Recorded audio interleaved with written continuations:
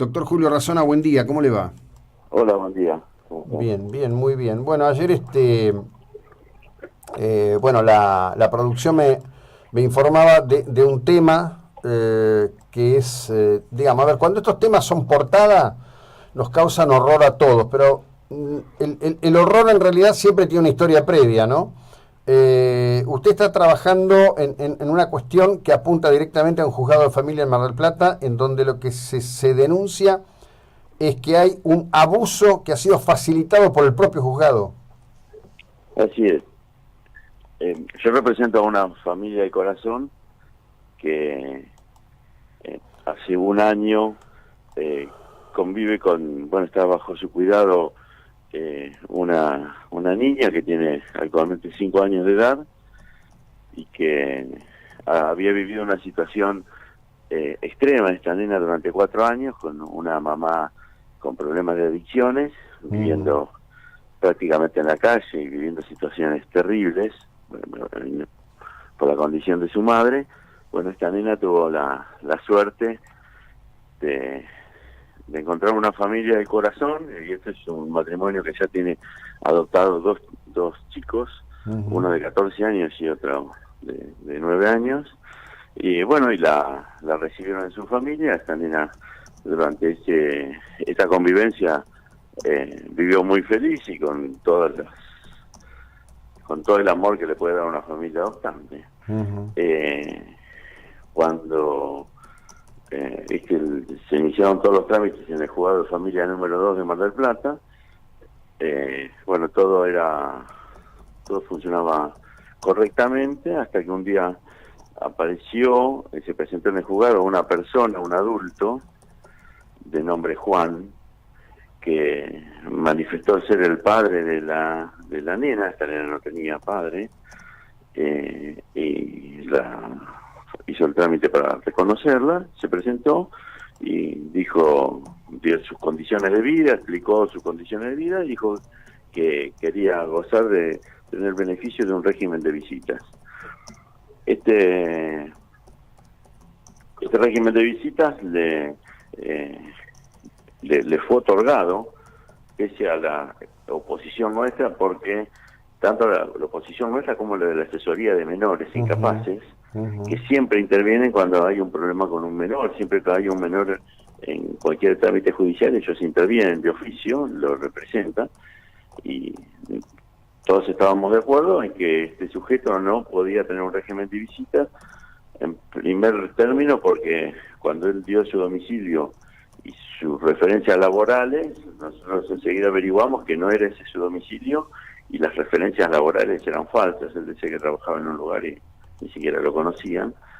Con esta sospecha, además del ambiente de que provenía esta gente, esta persona decía que era el novio de la madre, de la nena, bueno, llevaron a que nosotros nos opusiéramos terminantemente en varias presentaciones judiciales, por escritos, haciendo recursos, etcétera. Pero llegó un momento que la posición del juzgado fue tan fuerte que la familia del corazón no tuvo otro remedio que entregar la nena los fines de semana para que la retire este sujeto. La familia del corazón, su trámite de adopción depende de este juzgado. O sea, está entre la espada y la pared de una familia adoptante, ¿no? No tiene mucho margen para moverse. Es más, en el principio de este trámite ni siquiera la familia del corazón era parte del proceso, porque recién le entregaban la nena. Bueno, estas cuestiones procesales que ni siquiera técnicamente no podían ni siquiera ser oídos quienes tenían a su cargo a la nena. Bueno, cuando la retiran, la nena muchas veces se enfermaba justo el fin de semana porque no quería ir con esta gente. Bueno, en varias oportunidades la retiró. En una de ellas, cuando la vuelve a la casa de la familia de corazón, la nena viene golpeada y muy mal. La nena sí recibe un tratamiento Julio, particular. si me permite, digo, el horror me parece que ya está establecido. ¿Qué juzgado de familia es? El juzgado de familia número 2. a cargo de la doctora García Marcote. Ajá, bien. Este señor cuando se presenta, ¿se le piden estudios de ADN? ¿Se establece? No. Nosotros, la primera presentación que hicimos cuando apareció, exigimos un ADN para que demuestre que era el padre, para que no sea solo una manifestación. El estudio de ADN lo pedimos el primer día, y que nosotros le pedimos a la jueza que hasta que no tenga el resultado de ADN no lo consideren el padre. No nos hicieron caso, el estudio de ADN vino el resultado y resultó que no era el padre, por supuesto, pero con una situación después que vino el resultado y decían que no era el padre, tuvimos que iniciar un juicio de desconocimiento de la paternidad. Tuvimos que iniciar otro trámite judicial porque formalmente era el padre. Entonces, ahora, que una resolución judicial diga que no era el padre, que no sea solamente un estudio de ADN. Mientras tanto, este señor disfrutaba de los fines de semana con esta niña. Hace más o menos 3 semanas, la nena concurre a un colegio, a un jardín de infantes privado de Mar del Plata, de un prestigioso colegio, y advirtieron las autoridades del colegio que había una conducta extraña, había una manifestación y unos actos sospechosos, como que había sido víctima de abuso sexual. Se comunicaron con personal del municipio General Pueyrredón, un abogado del municipio, que se comunicaron con él por teléfono se comunicó con la jueza de familia, y la jueza de familia ordenó institucionalizarla de inmediato a la nena, mandaron a un instituto para chicos, para menores de edad, incomunicarla, por lo tanto separada de su familia de corazón, también separada de su de la madre de sangre, que está en tratamiento para las adicciones, y sospechando en un principio, aunque no quedó absolutamente nada por escrito, sospechando de un hermanito adoptante, de uno de sus hermanitos adoptados. Sospechando, no había ninguna manifestación de ningún tipo. De inmediato, bueno, esto ocasionó, pues supuestamente, un caos en la familia de corazón. Recurrimos a la Fiscalía de Responsabilidad Penal Juvenil a cargo del doctor Martínez Soto, quien de inmediato buscó la documentación a ver dónde se había hecho la denuncia. La denuncia no se había hecho, pero ya estaba en un instituto esta nena. O sea, habían manifestado verbalmente este abogado que había una denuncia en la comisaría de la mujer y no era así. Bueno, se tuvieron que formar actuaciones para poder resolver esta situación, porque era todo telefónico, dichos. El viernes pasado se hizo una cámara Gesell, en donde esta niña con personal del Poder Judicial se la hizo manifestar lo que le había ocurrido, ¿no? Tiene 5 años esta nena, así que tuvo que contar. Es una niña muy inteligente y muy vivaz. Ella pudo manifestar lo que le había ocurrido y contó puntualmente que había sido que cuando la retiraba Juan, este sujeto la desnudaba, la tocaba, le pegaba y tenía muy mal trato con ella, con violencia, y que ella se lo había manifestado a su mamá de sangre, que era esta persona, se presentó como el novio. O sea que esta nena sufrió un abuso sexual facilitado por el Poder Judicial, por eso digo que el Poder Judicial facilitó el abuso de esta nena, con las consecuencias gravísimas que implica para su psiquis y su desarrollo físico. Sí, usted sabe que amén de que por supuesto lo estoy escuchando con suma atención y tengo retortijones, amén de ello.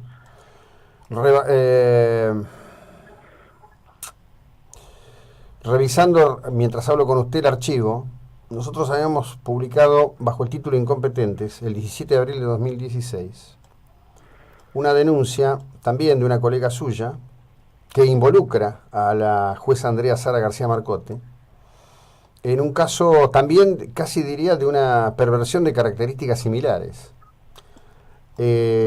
No termino de entender primero dónde se hacen los análisis o criterios, porque está pasando sistemáticamente esto en los tribunales de menores.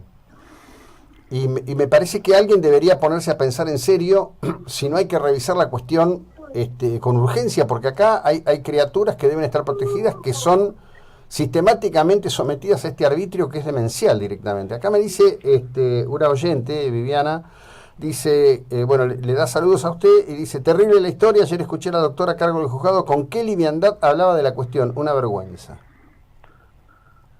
Sí, uno nunca pierde su capacidad de asombro, ¿no? Uh-huh. En estos casos del Poder Judicial. Esto es una gravedad enorme, esto es extremo. Yo ahora, en el día de... esta semana presenté al doctor Martínez Soto el archivo de las actuaciones y pedí al Ministerio Público que formen las causas, además de la causa que ya se formó por abuso sexual, por el fiscal Lódola, que le inicia para los adultos, ¿no? Responsables del abuso, las investigaciones por incumplimiento de los deberes del funcionario público contra los funcionarios judiciales. Esto no puede pasar inadvertido. En mi experiencia laboral he vivido cuestiones también en juzgados de familia que son terribles, incomprensibles, son cuestiones inentendibles, más cuando hay una asesoría de menores y partes que indican al juzgado cuál sería la medida preventiva para evitar un mal mayor. Pero estamos hablando que le hacíamos propuestas para evitar esto, pero no una, varias propuestas para que se tomen medidas de prevención para que no vayan a causar un daño, porque cuando nosotros certificamos que este sujeto no era quien decía ser, que había falseado su actividad laboral, que había falseado su domicilio, bueno, sospechábamos que podía ser cualquier cosa. No sabíamos que era un depravado, pero sí podíamos sospechar por la relación que tenía con la mamá de la nena que podría tener una actividad, otro tipo de actividad relacionada con el delito. Así que era muy factible, era muy probable que si se entregaba a esta nena a estos depravados, podría ocurrir una cuestión como esta. Sí, yo me atrevo a decirle esto, ¿no? La verdad que el solo hecho de que se conozca debería meritar que a usted lo llame el presidente del Colegio de Abogados, que lo llame el presidente del Colegio de Magistrados, porque hay una secuencia en esto, hay una secuencia, hay una sistematicidad en el accionar, en este caso, de esta jueza. Ya le reitero, no me necesita a mí, lo va a encontrar fácil.